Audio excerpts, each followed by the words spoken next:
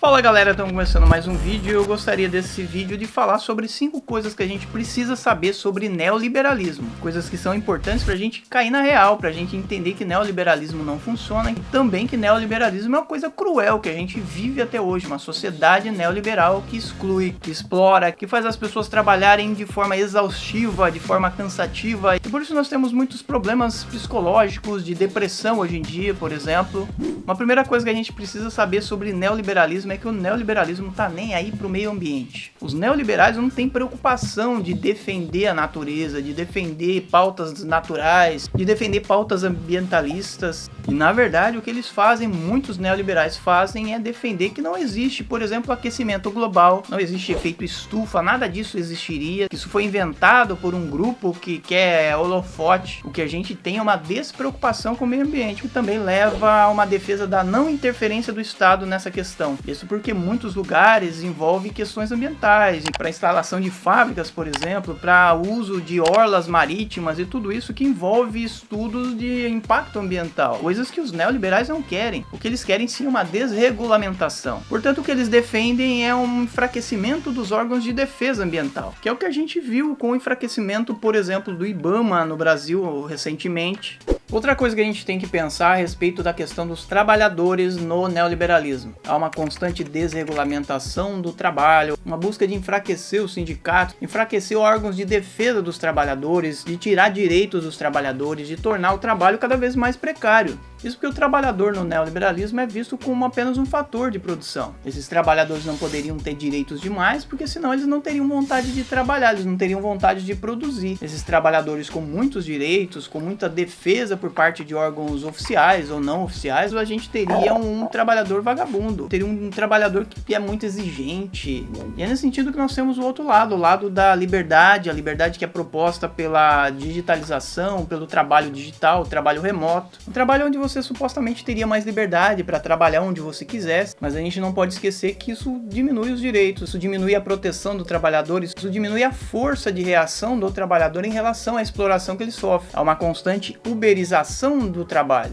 Outra coisa que a gente tem que pensar também em relação ao neoliberalismo é a relação entre sociedade e indivíduo, ou melhor, a oposição entre sociedade e indivíduo, porque há uma promoção do individualismo no capitalismo neoliberal. Não que o individual não seja bom, não que a ideia de que a pessoa tenha sua individualidade não seja uma coisa positiva, mas tem o outro lado, um lado muito negativo, onde você passa a se preocupar cada vez mais com você mesmo e não se preocupa com o grupo, com as pessoas que estão à sua volta, você não se preocupa mais com a sociedade. É nesse sentido que o neoliberalismo promove o enfraquecimento da ideia de sociedade. E aí uma outra questão que está muito relacionada diretamente a essa é a questão do indivíduo e a coletividade, o indivíduo e a comunidade. Para os neoliberais a ideia de comunidade ela é muito danosa. Você não pode pensar em termos de comunidade porque você vai ser taxado de comunista, você vai ser taxado de coletivista. E segundo os neoliberais, tudo que é coletivo é danoso para a economia, é danoso para o mercado. O mercado deve ter liberdade, o mercado deve agir de forma livre. Não deve haver interferência do Estado na economia. O Estado tem que ter um papel de defensor da economia, defensor do mercado. O Estado não pode interferir no mercado para favorecer o social, porque quem comanda o Estado supostamente estaria muito propenso o tempo todo a ser corrupto, a se aproveitar da situação, a se tornar um tirano. Então, nesse sentido, para os neoliberais, a comunidade é uma coisa extremamente danosa e indesejada.